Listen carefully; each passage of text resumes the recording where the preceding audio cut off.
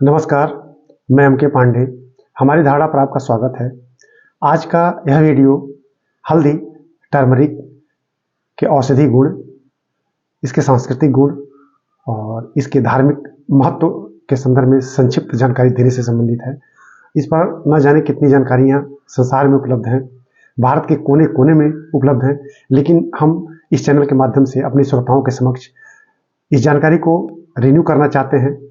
पुनः इसको हम एक तरफ से अपने तरफ से इसका रिन्यूअल चाहते हैं कि इसकी प्रति जागृति बनी रहे और इसको काफ़ी बढ़ावा दिया जाए, क्योंकि भारत सरकार ने राष्ट्रीय हल्दी बोर्ड भी गठित किया है इस उद्देश्य से कि इसके न सिर्फ उत्पादन को बढ़ावा दिया जाए, भारी बढ़ावा दिया जाए, वरन इसके उपभोग को भी बढ़ावा दिया जाए और इसके निर्यात को भी, जिससे कि भारत की प्रगति में यह एक बहुत बड़ा आधार बन सके। तो जानकारी, बहुत संक्षिप्त जानकारी हम देंगे इसके बारे में, अपनी तरफ से हम दे रहे हैं। जानकारी शुरू करने से पहले हम पुनः चाहेंगे कि आप हमारे चैनल को जरूर सब्सक्राइब कर लें और इस वीडियो को लाइक और शेयर जरूर करें। तो शुरू करते हैं।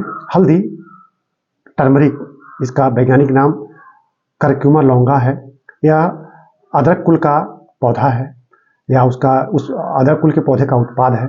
जिस तरह से अदरक ऐसे भूमि में मिट्टी के अंदर प्राप्त किया जाता है, जैसे कि लगता है कि यह जड़ का रूपांतरण हो, लेकिन जड़ का रूपांतरण नहीं है। हल्दी भी जड़ का रूपांतरण नहीं है और ये अदरक भी। तो ये अदरक कुल का पौधा है और जमीन के अंदर से प्राप्त किया जाता है, लेकिन है ये तने का रूपांतरण। मूलतः यह तने का रूपांतरण है और यह उष्णकटिबंधीय पौधा है। इसके लिए 25 से 30 डिग्री सेल्सियस तापमान और 150 सेंटीमीटर प्रति वर्ष इसके लिए वर्षा की जरूरत पड़ती है। तो यह उष्ण आर्द्र एक तरफ से वनस्पति है। भारत के लगभग हर क्षेत्रों में सामान्य क्षेत्रों में इसका उत्पादन होता है, लेकिन दक्षिण भारत में, खास करके तटवर्ती प्रदेशों में, तो इसका बहुत ज़्यादा उत्पादन होता है।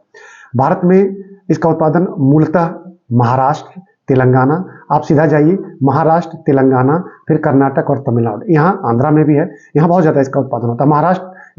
महाराष्ट्र और तेलंगाना इसके अग्रणी उत्पादक राज्य हैं।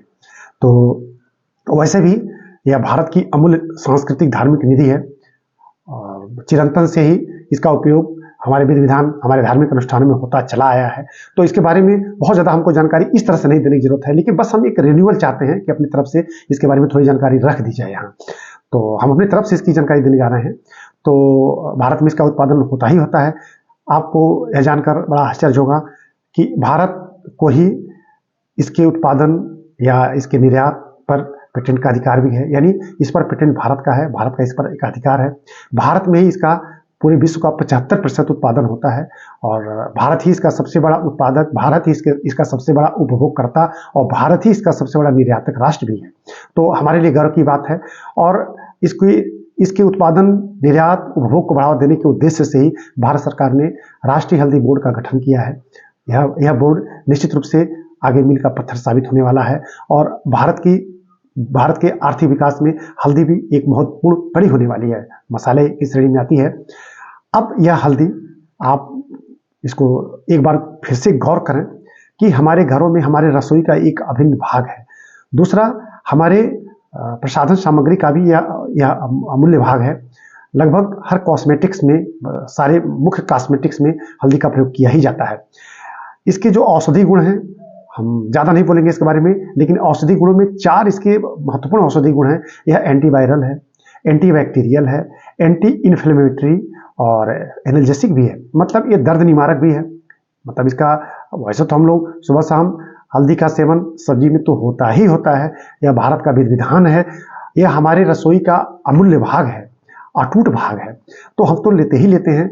इससे हमारी शरीर की इम्यूनिटी बढ़ती है और सदैव से यह परंपरा रही है कि आज जो आधुनिक चिकित्सा पद्धति है, यह जब कभी नहीं थी। हमारे बुजुर्ग बताते हैं, हमने अपने घरों में भी सुना है, आसपास हमने सुना है बुजुर्गों से, जब भी कभी पहले किसी को चोट लगती थी तो 2 काम लोग करते थे, हल्दी और प्याज को गर्म करके लगा देते थे। तो निश्चित रूप से इसके वैज्ञानिक गुण जो आ रहे हैं वो है, तभी तो सदैव से इसका प्रयोग होता चला आया है। तो दर्द ठीक हो जाता था, घाव ठीक हो जाता था, घाव भर भी जाता था। और आज भी हम देखते हैं हमारे धार्मिक अनुष्ठान में, आप कोई भी कर्मकांड होगा, पूजा पाठ, बिना हल्दी के तो संपन्न हो ही नहीं सकता है। हल्दी हमारे लिए शुभ है। कोई भी आज तमाम तरह के कार्ड बांटे जाते हैं।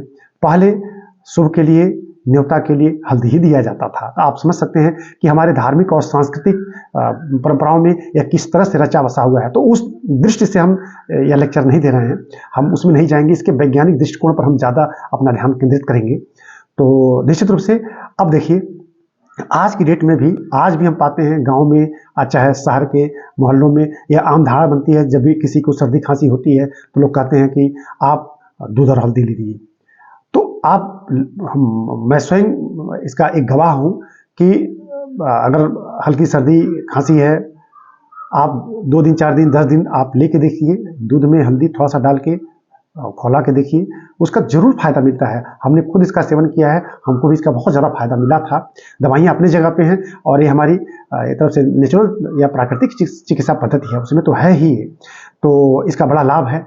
इस जैसे प्याज और हल्दी का आमतौर पर प्रयोग होता चला आया है, उसी तरह से दूध में हल्दी डालकर भी सेवन का एक आम प्रचलन है और हमारे रसोई का तो एक अटूट हिस्सा है ही।